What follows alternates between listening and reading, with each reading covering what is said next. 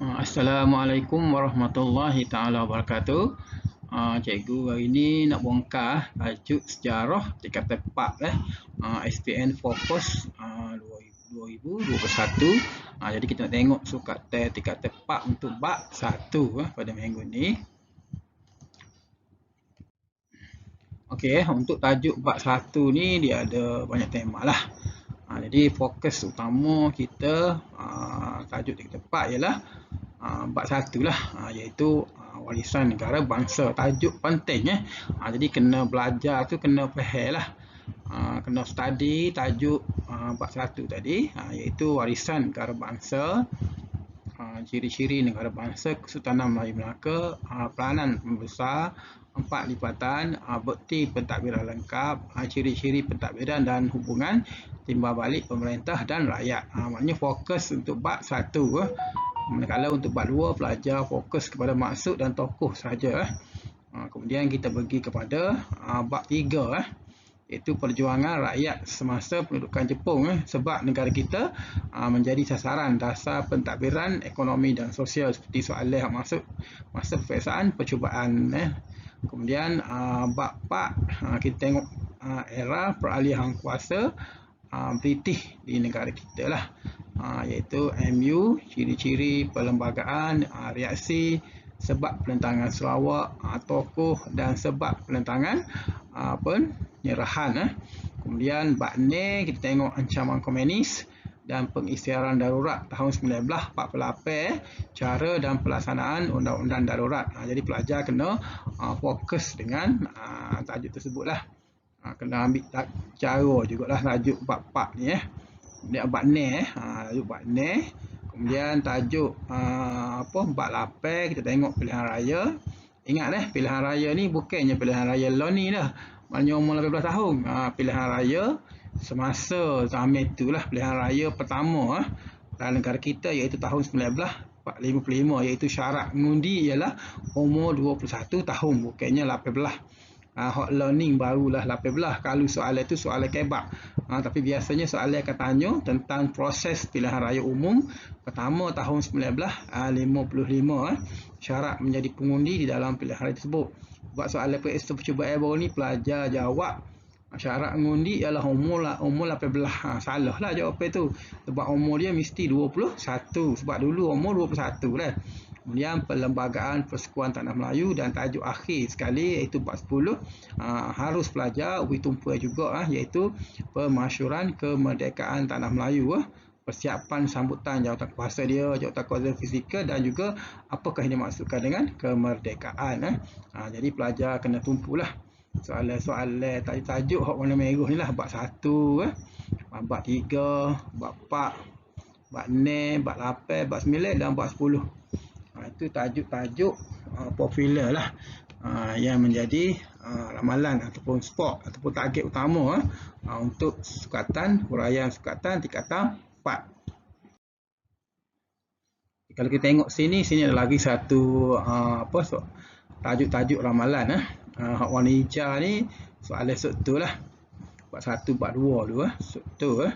Kemudian era peralihan kuasa ni Melayu Union lah, dan reaksi Melayu Union. Kemudian warna merah ni soalan esei soalan esei yang boleh dia soal dalam soalan peperiksaan nanti Jadi pelajar tengok molek lah.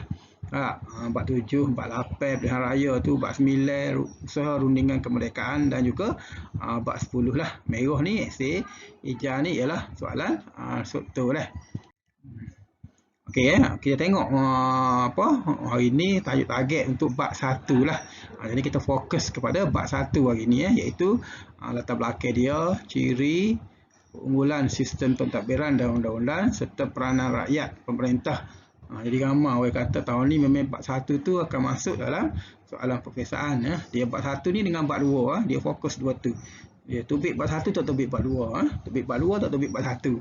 Jadi pelajar kena standby lah bab 1 sebab bab mula-mula kita pun ni moga belajar huraian sukatan baru mula-mula sekali lah. Jadi bab 1 tu popular penting lah.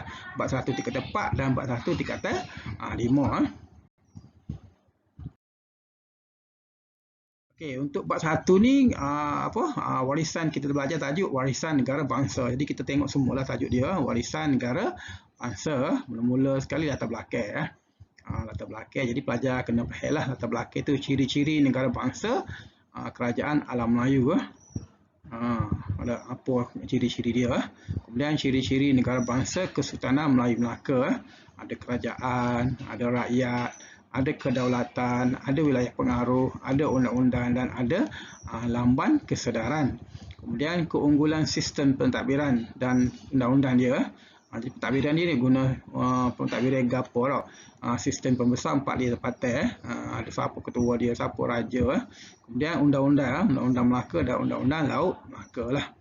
Kemudian peranan pemerintah dan rakyat. Apa peranan sultan, apa peranan pembesar dan apa peranan rakyat. Okay, kita tengok contoh-contoh soalan untuk bab 1 ni.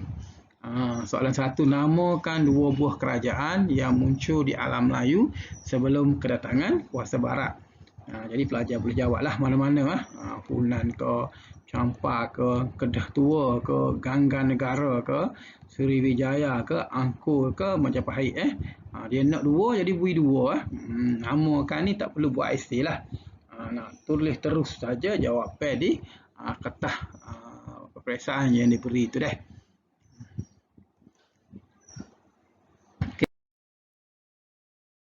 Ciri-ciri, kita tengok seterusnya pula ciri-ciri negara bangsa kerajaan alam Melayu lah.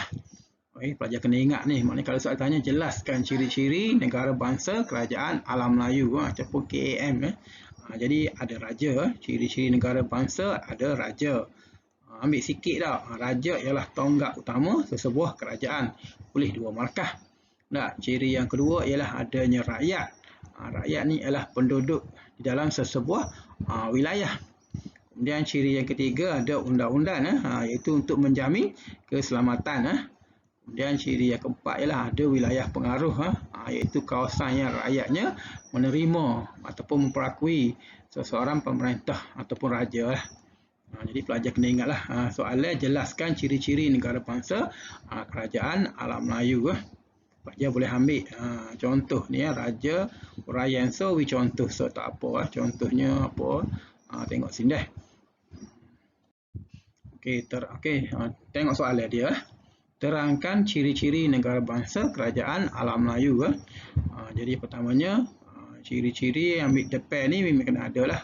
Ciri-ciri negara bangsa kerajaan alam Melayu ialah raja, iaitu tonggak kerajaan yang dibantu oleh pembesar.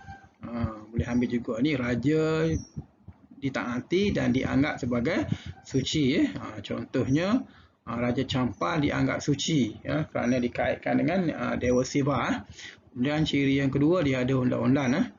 Ada undang-undang, ingat tu. Ciri ada undang-undang, ada raja.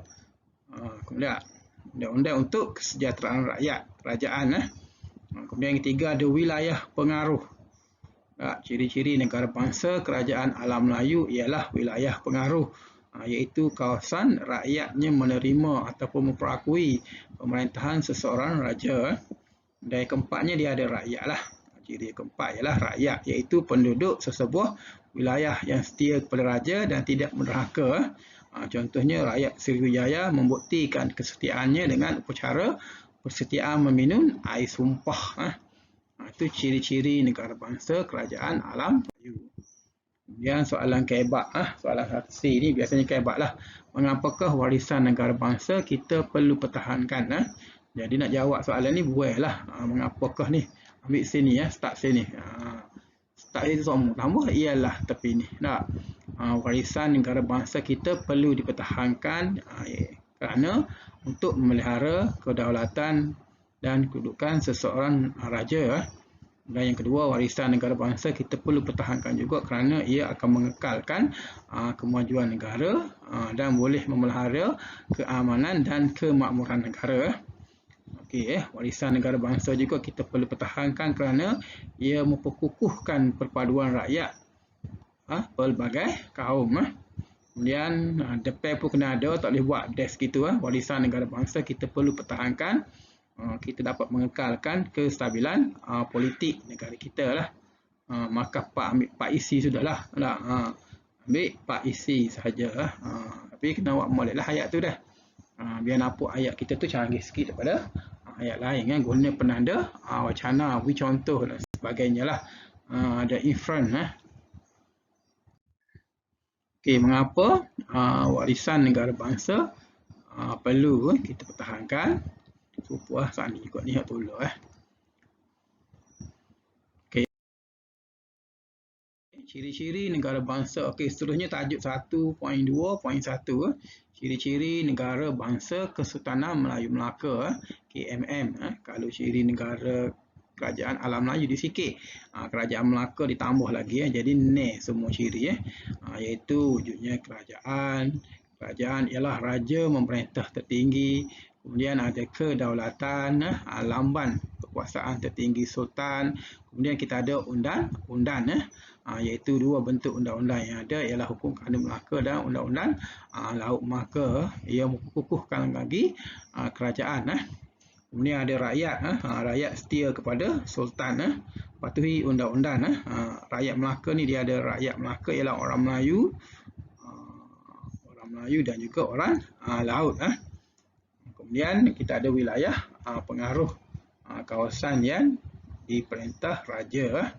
Kemudian seterusnya lamban kebesaran, identiti keistimewaan Sultan Melaka, simbol kedaulatan dia. Contohnya ada istiadat, penggunaan warna, nobat, regalia dan cap mohon. Jadi ini adalah tajuk ciri-ciri negara bangsa Kesultanan Melayu Melaka pun merupakan tajuk pentingnya. Jadi kalau topik soalan ini jelaskan ciri-ciri negara bangsa Kesultanan Melayu Melaka ialah ada kerajaan, ada kedaulatan, ada undang-undang, ada rakyat, ada wilayah pengaruh dan ada lamban kebesaran. Jadi pelajar buat ayat lah, jangan buat dash dah. Buat ayat guna penanda wacana. Ini contoh soalan dia lah. Jelaskan ciri-ciri negara bangsa Kesultanan Melayu Melaka. Ciri-ciri, jelaskan ni. Ambil sini ciri-ciri negara bangsa Kesultanan Melayu Melaka ialah seperti itulah, ialah kerajaan. Tambah kerajaan. Lepas tu guna penanda iaitu munculnya kerajaan kerana adanya seorang raja yang merupakan pemerintah tertinggi. Ia dibantu oleh pembesar dan dikukuhkan lagi dengan sistem pembesar 4 lipatan yang menjadi tonggak pentadbiran Melaka lah. Maknanya ambil 2 sudah lah, sini 3, 2 saja. Jawapan banyak tapi dia bagi 2 saja dah. Kemudian ciri-ciri negara bangsa Kesultanan Melayu Melaka yang kedua ialah wujudnya rakyat, iaitu menumpahkan taat setia kepada sultan dan mematuhi undang-undang. Pilihlah 2 saja dah. Kemudian apakah peranan rakyat dalam pembangunan negara pada hari ini? Apa peranan rakyat?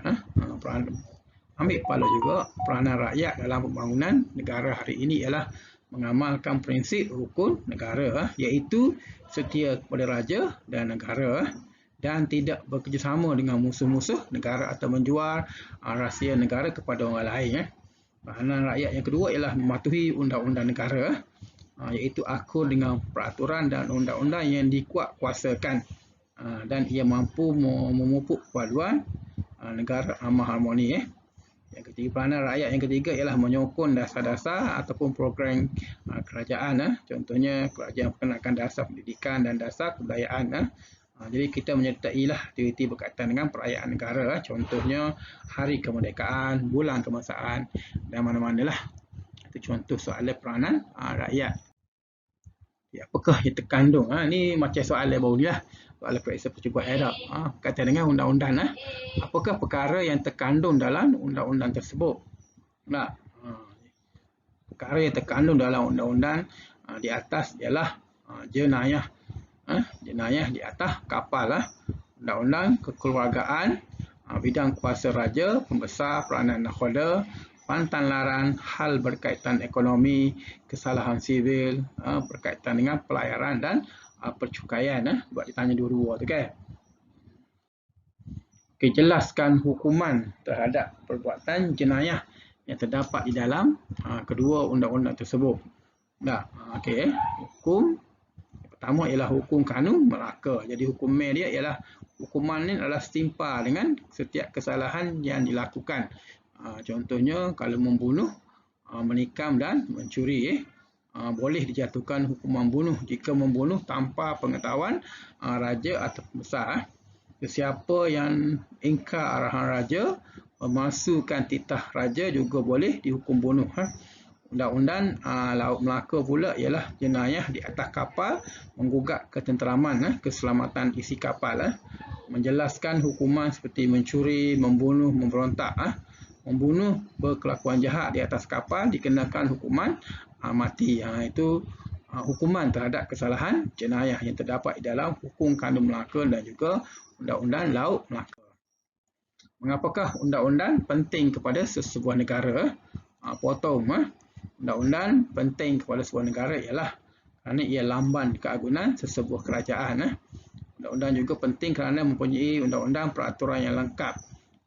Ia mewujudkan negara yang aman, harmoni, warisan sejarah yang perlu dipertahankan untuk pengajian ahli sejarah pelajar menjadi rujukan generasi akan datang.